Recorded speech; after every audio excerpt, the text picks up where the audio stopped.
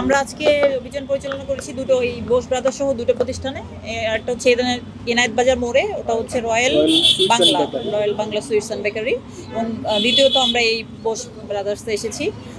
তো ওখানে আমরা কিছু ডিসক্রিপেন্সি পেয়েছি, বেশ কিছু ডিসক্রিপেন্সি পেয়েছি, যে কারণে ওখানে আমরা নিরাপদ খাদ্য আইনের 33 ধারা, কত ধারা দেওয়া হয়েছিল, 32 ধারায় 32-এর ক ধারা অনুযায়ী 2 লক্ষ টাকা দেওয়া জরিমানা ধার্য করা হয়েছিল এবং তা আদায় করা হয়েছিল। আর এখানে এসে আমরা প্রতিষ্ঠানটা আমরা পরিদর্শন করেছি। তো এখানকার যে অবস্থা ছিল, খুবই নোংরা, খুবই অস্বাস্থ্যকর পরিবেশ আমরা পেয়েছি। তো অস্বাস্থ্যকর এবং নোংরা পরিবেশ পাওয়ার কারণে আমরা এই নিরাপদ খাদ্য আইনে 33 ধারা অনুযায়ী তাকে 3 লক্ষ টাকা জরিমানা ঘোষণা করেছি। আসলে আমার অভিজ্ঞতা যা বলে সেটা হচ্ছে, আমি তো বেশ কিছু প্রতিষ্ঠানে অভিযান পরিচালনা করছি।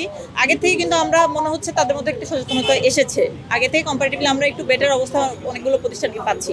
কিন্তু কিছু কিছু প্রতিষ্ঠান তাদের হয়তো গাফিলতি থাকতে পারে বা তাদের উদ্দেশ্যনীয়তা থাকতে পারে, হয়তো অনেকেই বোঝারও ঘাটতি থাকতে পারে। তো আমরা আসলে নিরাপদ খাদ্য কর্তৃপক্ষ বা আমরাও চেষ্টা করতেছি তাদের কাউন্সিলিংয়ের মাধ্যমে তাদেরকে তাদের প্রবলেমগুলো জানিয়ে দিতে তাদেরকে, এবং তাদের কিভাবে প্রতিষ্ঠান পরিচালনা করা উচিত এই বিষয়গুলো তাদেরকে বোঝানোর চেষ্টা করছি।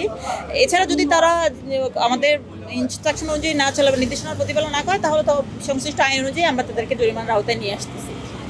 প্রতিষ্ঠানটা আপাতত বন্ধ ঘোষণা করা হচ্ছে, এবং এখানে তার যে লিগ্যাল পেপারসগুলোর ঘাটতি আছে সেগুলো, এবং প্রতিষ্ঠানটার যে ইনফ্রাস্ট্রাকচারাল যে অবকাঠামোগত যে সমস্যাগুলো আছে, যেগুলো আমরা অলরেডি আপনারা হয়তো ফুটেজ নিয়েছেন, ভিতরে দেখেছেন, সেই সমস্যাগুলো ডেভেলপ করার সাপেক্ষে তারা এটা আবার নিরাপদ খাদ্য কর্তৃপক্ষ তাদেরকে এটা আবার খুলে দেওয়া হবে তাদের মাধ্যমে। আসলে খুবই দুঃখজনক, এই ধরনের একটা ঐতিহ্যবাহী প্রতিষ্ঠানে আমরা স্বাভাবিকভাবে আমরা কিন্তু এই দোকানের থেকে মিষ্টি খাচ্ছেন না এমন লোক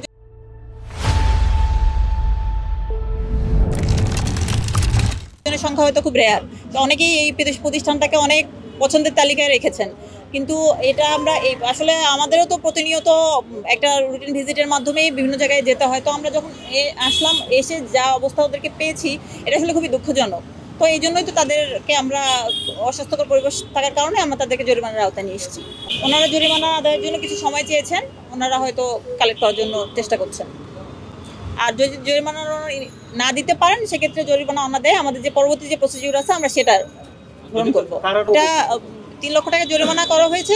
এটা যদি অনা দেয় 3 মাসের জন্য কারাদণ্ড দেওয়া হয়েছে। আর সিলগালার বিষয়টা হচ্ছে কি, এটা ওই অর্থে সিলগালা না, এটা হচ্ছে সাময়িকভাবে বন্ধ ঘোষণা করে তাদের যে লিগ্যাল ডকুমেন্টসগুলো যেগুলো ঘাটতি আছে সেগুলো তারা করবে, এবং ইনফ্রাস্ট্রাকচারের ডেভেলপমেন্ট হওয়ার পরে তারা এটা খুলে দিতে পারবে। এটা নির্দিষ্ট সময়ে আমি মেনশন করে দিচ্ছি না, কারণ তাদেরও সুবিধা অসুবিধার বিষয় আছে। তারা ইনফ্রাস্ট্রাকচার ডেভেলপমেন্টটা করার পরে তারা এটা খুলে দিতে পারবে। এটা মেইনলি তাদেরকে কোনো শাস্তি হিসেবে দেওয়া হচ্ছে না, এটা তাদেরকে তাদের কার্যক্রম, মানে তাদের অবকাঠামোগত উন্নয়ন বা অন্যান্য লিগ্যাল পেপারস তারা করতে পারে, এই জন্য তাদেরকে একটা ইনফ্লুয়েন্স করা হচ্ছে আর কি। যত ওনারা আমাকে কী ধারা বলছে, এগুলো তো আমরা বুঝি না। এই ধারা নিয়ে আমাদের সবসময় প্রতিনিয়ত এটা চর্চাও করি না। তা আমরা সর্বোচ্চ চেষ্টা করি পরিষ্কার করে 106 বছর যাবৎ আমরা এখানে ব্যবসা করতেছি, যেটা সর্বোচ্চ সেবা দেওয়া যায় ওই সেবা দেওয়ারই চেষ্টা করতেছি সব সময়। আর সবাই সেবায় সন্তুষ্ট কিনা এই গ্রাহকরাই বলবে। এখন প্রশাসন যদি এটা মানতে নারাজ হয়, আমাদের কিছু কারণে আমরা ব্যবসা গুটিয়ে দেওয়া ছাড়া, বন্ধ করে দেওয়া ছাড়া আমাদের কোনো গতি নেই।